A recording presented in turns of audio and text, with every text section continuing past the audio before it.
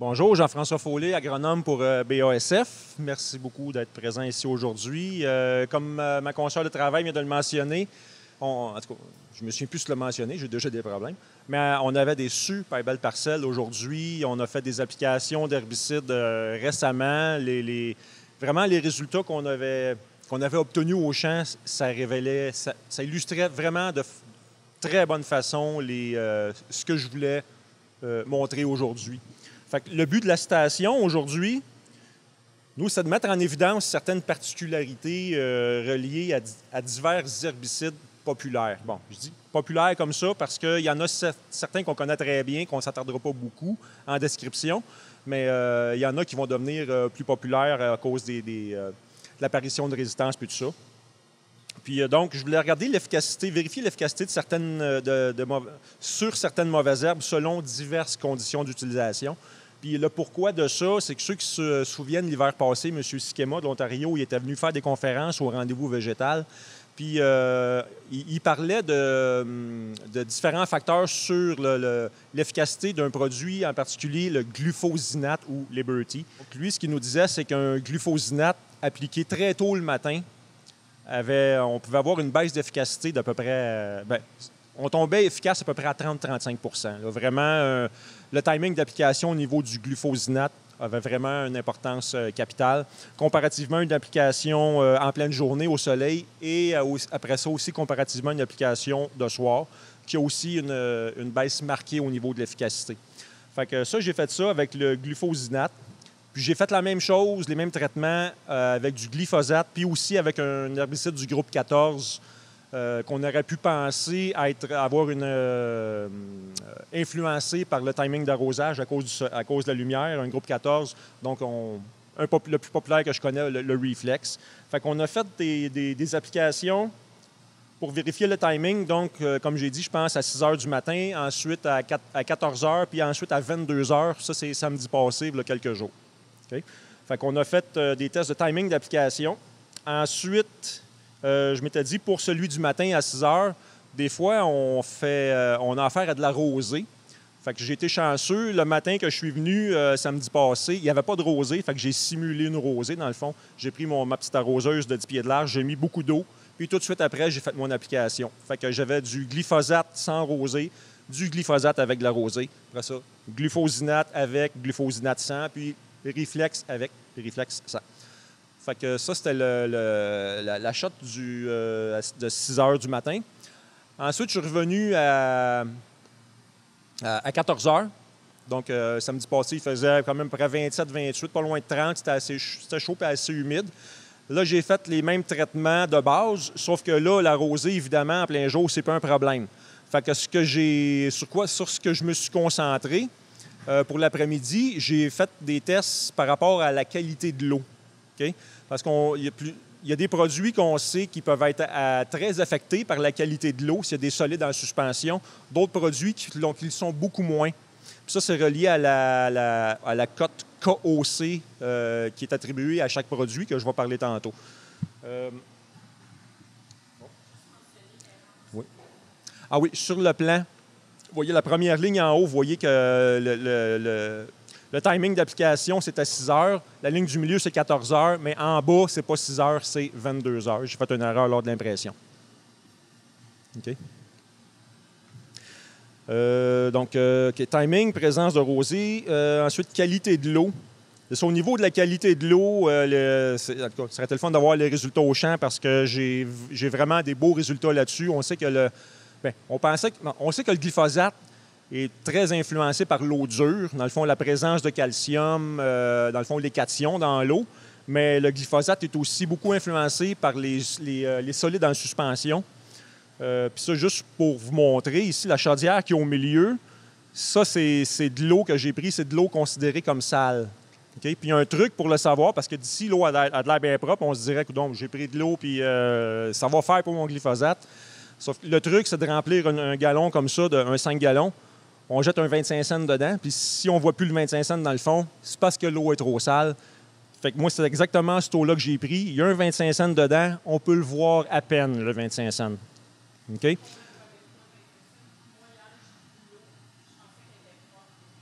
Ouais, ça. À première vue, l'eau, on dit, bon, regarde, elle est transparente, elle est propre, mais elle n'est pas assez propre parce que, comme je disais tantôt, chaque produit a un indice KOC.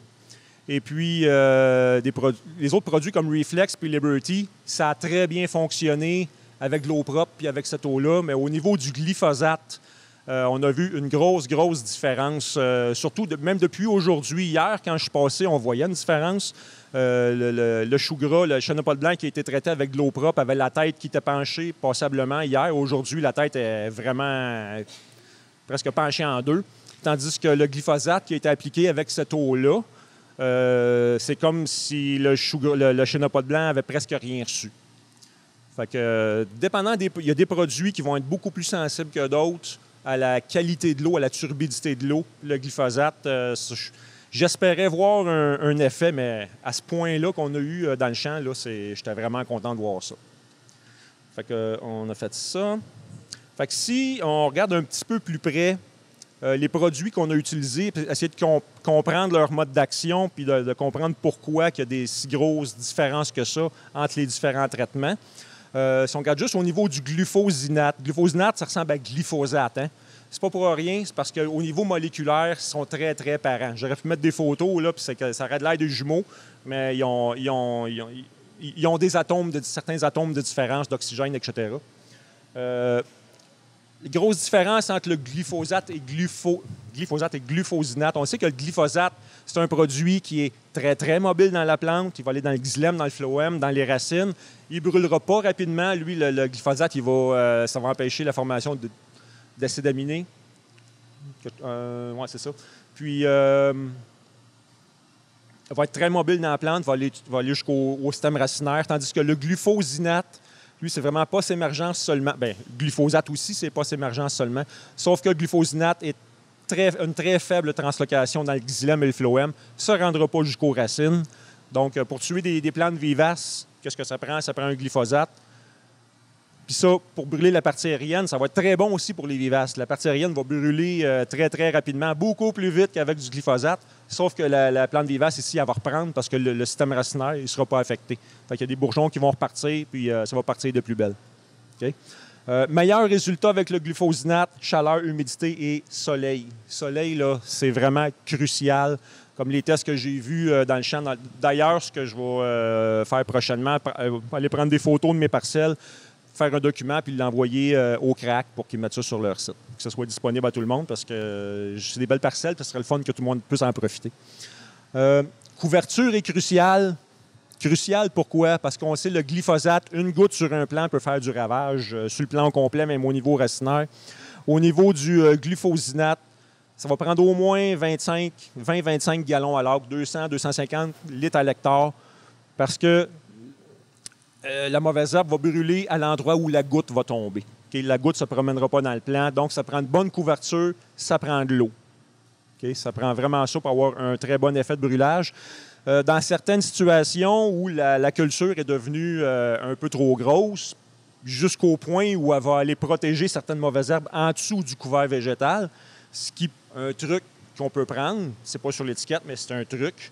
Si le premier coup, on a commencé à traiter de ce côté-là, bien, quand on va revenir, on va essayer d'aller de l'autre côté, comme ça on a plus de chance que le produit aille toucher à la mauvaise herbe qui est en dessous. C'est sûr qu'avec un glyphosate, on n'aurait peut-être pas besoin de penser à prendre une direction différente parce qu'on aurait juste à se dire, bon, gars, il y a une goutte qui va tomber dessus puis ça va être correct, mais le glyfosinate, ça prend plus qu'une goutte. Il faut avoir une bonne couverture. Okay? Ensuite de ça, le glyfosinate, pour comprendre comme il faut comment ça fonctionne puis l'impact on peut dire de la lumière. Glyfosinate, qu'est-ce que ça va faire? C'est que ça va inhiber l'enzyme glutamine synthétase. Cette enzyme-là va servir à quoi? C'est qu'elle va prendre le glutamate avec de l'ammoniac pour fabriquer une glutamine ici. Fait que le glyfosinate, qu'est-ce qu'il va faire? Pourquoi il est là? C'est qu'il va aller compétitionner avec le glutamate sur le site d'action de la glutamine synthétase. Fait qu'il va empêcher le glutamate d'aller prendre son NH3. Fait que qu'est-ce qui va arriver? Le NH3 ici, lui, ne disparaît pas. Okay? Il continue à arriver là, dans le cycle du carbone dans la plante. Fait qu'il va y avoir une accumulation, une augmentation de concentration d'ammoniac dans la plante. On va jusqu'à 10 fois la concentration en seulement 4 heures. De l'ammoniac, on sait, c'est pas très bon pour la santé. Puis même après 24 heures, on augmente de 100 fois la concentration en ammoniac. Okay?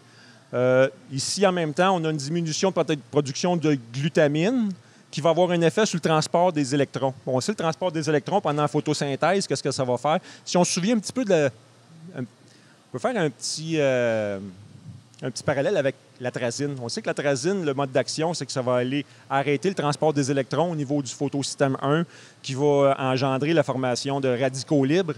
Bien, ici, il se passe un peu la même chose. Tu as une augmentation. Où c'est que j'ai écrit ça? Dans le fond, tu as de la chlorophylle trivalent. C'est que les électrons qui n'auront pas pu aller passer la chaîne au complet, ces électrons-là, il faut qu'ils se ramassent en quelque part. Donc, la chlorophylle va devenir trivalent. Devient un radical libre. Okay? Fait que la plante va mourir. Pourquoi? Tu as une augmentation de concentration d'ammoniac, tu as une augmentation aussi de radicaux libres. Ça va provoquer une peroxydation des lipides, donc une destruction des membranes cellulaires. Fait que c'est pour ça qu'on les plantes qu'on va voir du brûlage, souvent sur le feuillage, que l'atrazine, c'est ce qu'on voit. Puis ça aussi, le glufosinate. Quand tu as une destruction de membrane cellulaire, ça va assez vite, habituellement, là, au niveau visuel, là, pour voir l'efficacité des produits. C'est bon. Au niveau de la qualité de l'eau, on a abordé le sujet avec ma charmante chaudière, ici, en avant. Au niveau de la dureté de l'eau, se rappeler c'est quoi? Parce qu'il y a vraiment une différence entre la dureté de l'eau et la propreté de l'eau. Okay? La dureté de l'eau, quand on parle de dureté de l'eau, on parle de quantité de calcium, magnésium, sodium, fer, les bicarbonates dans l'eau. Dans le fond, les cations, les charges positives. Okay? C'est ça quand on parle d'eau dure, on parle d'eau avec une présence de cations. Okay? Qui est exprimé, tout ça, c'est que c'est converti ou exprimé en équivalent de carbonate de calcium par litre, en ppm. Okay? Ensuite, on a la propreté de l'eau, parce qu'une eau peut être même pas dure, mais elle peut être impropre à l'utilisation de certains produits, comme le glyphosate. Des fois, dans la littérature, vous allez voir TSS, c'est Total Soluble Solids. Dans le fond, les solides solubles totaux, ça peut être matière organique, poussière, etc. Et les pesticides, ils ont chacun leur cote KOC. Donc, la cote KOC, ce que ça veut dire, ce que ça illustre, c'est la force avec laquelle un produit va être attiré par un solide en suspension. Que ce soit dans l'eau ou que ce soit même sur le feuillage. Parce que des fois, on entend des producteurs, j'avais des téléphones, hey, j'ai appliqué mon glyphosate dans mon champ de foin, whatever, puis il y avait de la poussière sur le feuillage. C'est peut-être ça qui a fait que mon Roundup a moins fonctionné. Bien, effectivement, que les solides soient en suspension dans l'eau ou sur le feuillage, si tu mets un glyphosate là-dessus, parce que le glyphosate, son KOC, il est quand même très élevé. Je vais vous montrer un tableau tout de suite après ça. Les produits qui ont un KOC élevé, ça veut dire qu'ils sont beaucoup plus sensibles, beaucoup plus... une attirance à se fixer aux particules en suspension. Donc, que ce soit en poussière, sur le feuillage ou dans de l'eau sale, ça peut expliquer beaucoup de choses pour certains produits, dont le glyphosate. Fait que c'est ça. KOC, attraction d'ions de molécules à la surface d'un solide, grosso modo, c'est ça que ça veut dire. Fait que j'avais été sur les internets. J'ai été chercher de l'information au niveau des, on peut dire, les produits les plus populaires qu'on utilise en poste levé, avec leur cote KOC. Puis juste pour faire pour être certain qu'on sait de quoi on parle, le KOC, quand on est en bas de 1000, normalement, on est OK. Ça veut dire qu'un produit qui est en bas de 1000 ici, que tu aies de l'eau propre ou de l'eau sale un peu, l'eau sale n'aura pas vraiment d'effet sur l'efficacité du produit. Puis si on regarde le Reflex, ici, sa cote, on a de 34 à 1200. Là, il y a une méchante variation ici. C'est pas pour rien, c'est parce que les bases de données ou les recherches qui ont été faites pour établir ces cotes-là, c'est qu'ils font ça sur plusieurs types de substrats. Okay? Ça va des petites argiles jusqu'au même aux cendres volcaniques. Okay? Puis je me souviens, les cendres volcaniques, ça fait qu'un KOC est très, très élevé. Mais au Québec, on n'a pas beaucoup de terres de cendres volcaniques. Fait qu'on peut considérer que les premiers chiffres sont... la base, on peut dire que c'est très, très fiable. Mais ça montre que certains produits, dépendant de la qualité de l'eau, peuvent potentiellement avoir un effet. Donc, potentiel ici, c'est pour ça que j'ai écrit ça. On est au-dessus de 1000 pour le Liberty. Ça veut dire qu'il y a un potentiel. Si jamais on a une eau particulière, ou je ne sais pas quel. Il y a une sorte de substrat ou de solide qui est dedans que le Liberty serait plus attiré vers. Une drôle de phrase, mais en tout cas. On comprend que, en général, le Liberty, il n'y a pas de problème avec de l'eau un peu sale. Okay? Même chose pour le Reflex. On va de 34 à 1200. Dans mes parcelles que j'ai vues ici, que je prenne de l'eau propre ou cette eau-là, ça n'a fait aucune différence. Liberty, Reflex, ça a été très, très efficace. Si on regarde le glyphosate ici en bas, on est de 500 à 60 000. Le 500, je l'ai trouvé il n'y a pas longtemps dans la littérature. Ce que je voyais le plus souvent, le chiffre, c'était 20-24 000 à peu près. Okay? On est bien au-dessus de 10 000. Donc, le glyphosate, on voit déjà que l'importance de la qualité de l'eau peut avoir. Good.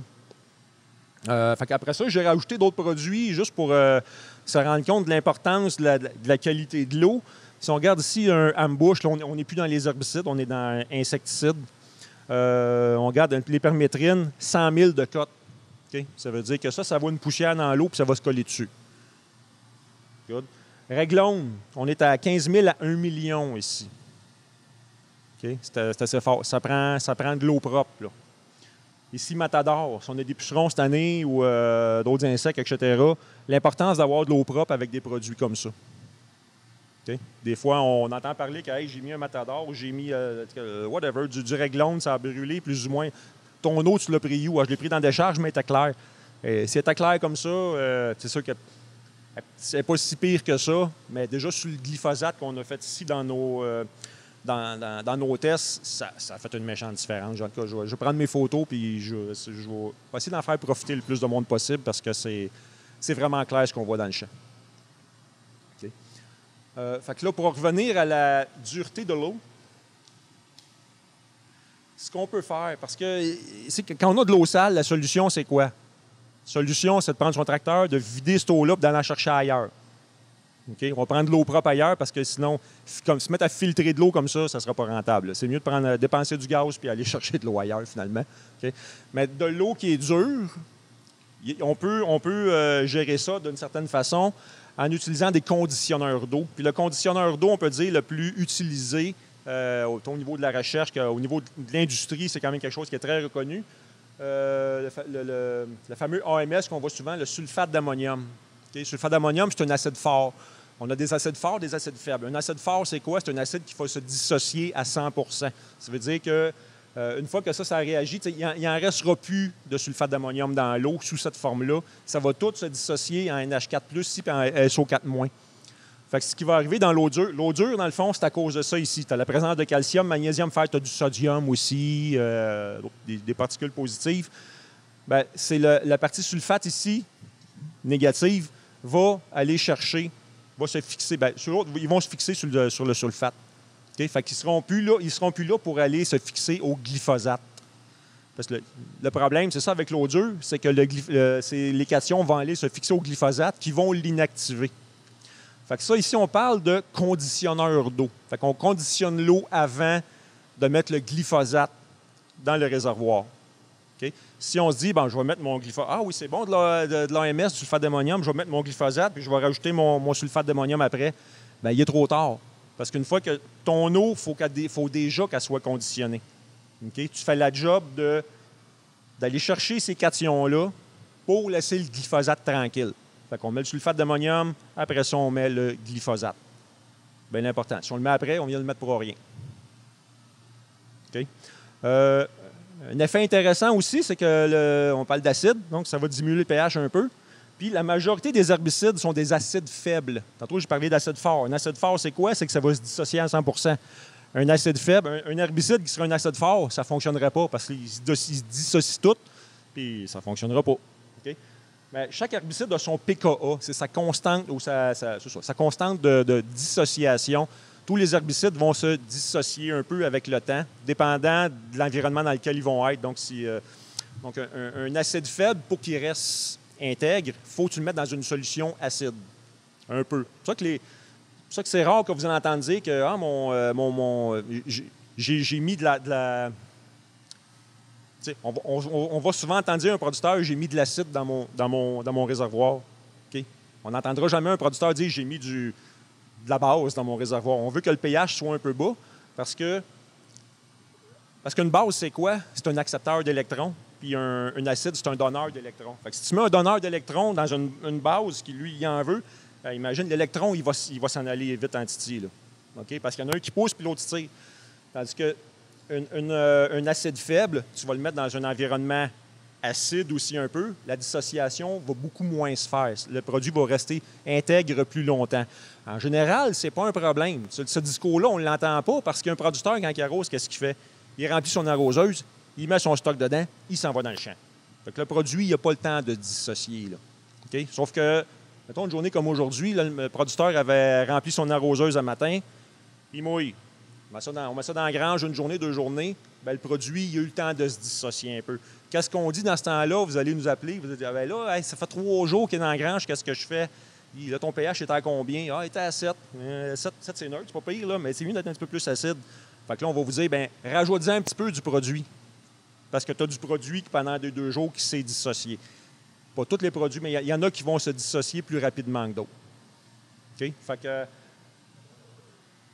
dans la littérature, ce que vous allez voir, c'est pas écrit ici, je pointe ça pour rien, on parle d'un pH idéal pour les solutions d'arrosage d'à peu près entre 3,5 et 6 à peu près, 6,5. Un petit peu acide. C'est mieux un petit peu plus acide que neutre et basique.